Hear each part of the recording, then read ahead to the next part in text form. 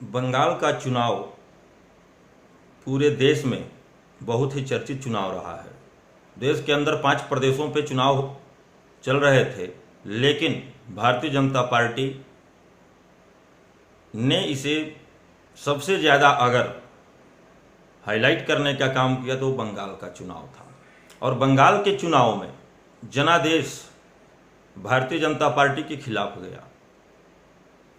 Bharatiya Janata party और प्रधानमंत्री मोदी जी को बंगाल की जनता ने बहुत अच्छे तरह से हराकर वापस भेज दिया।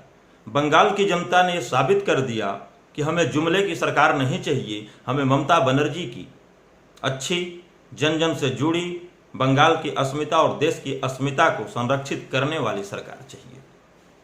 बंगाल का चुनाव आयोग के अंतर्गत किया गया। मॉडल कोड ऑफ कंडक्ट लगा था वहां पे।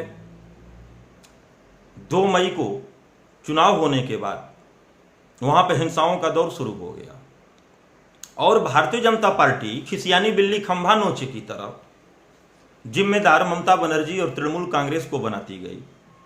जाहिर सी बात है, जब कोड ऑफ कंडक्ट लगा हुआ है तो उस पर जिम्मेदारी राज्यपाल की होती है, चुनाव आयोग की होती है।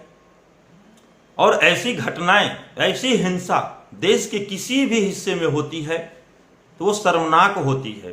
कार्रवाई करनी चाहिए थी, लेकिन भारतीय जनता पार्टी का एक सूत्रीय कार्यक्रम चल रहा है कि सिर्फ दोष ममता बनर्जी को देते जाओ, तृणमूल कांग्रेस को देते जाओ और साबित मत करो, सिर्फ आरोप लगाओ।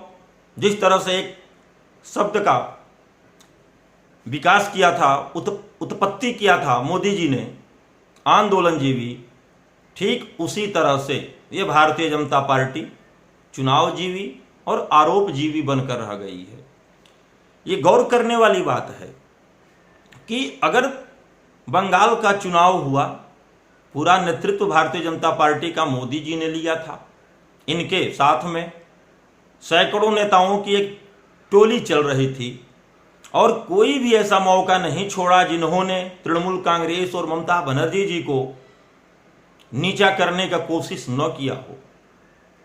अगर चुनाव बंगाल में भारतीय जनता पार्टी जीत जाती तो सभी भारतीय जनता पार्टी, सभी मीडिया चैनल, हर जगह जहां से देखिए इनके आईटी सेल तमाम जगहों पे चलता कि मोदी है तो मुमकिन है, मोदी मैजिक चल गया, ऐसे ही मतलब लच्छेदार शब्द चलते रहते।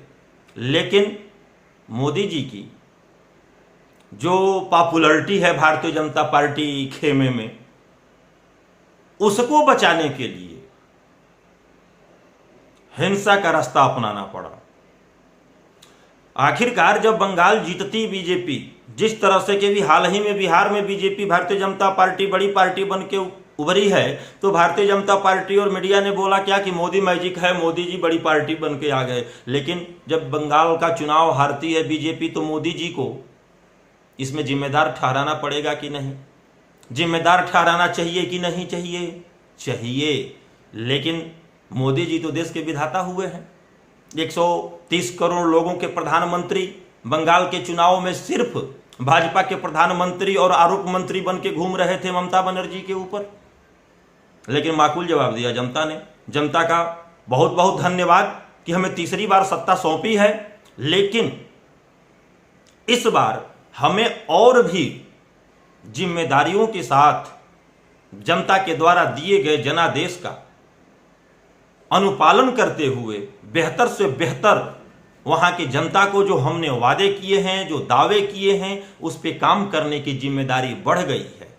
लेकिन संकीर्ण मानसिकता की राजनीति बंद होनी चाहिए। जो बंगाल में हिंसा हुआ है, उस हिंसा के जिम्मेदार जो भी है उसके ऊपर तत्काल कार्रवाई करनी चाहिए।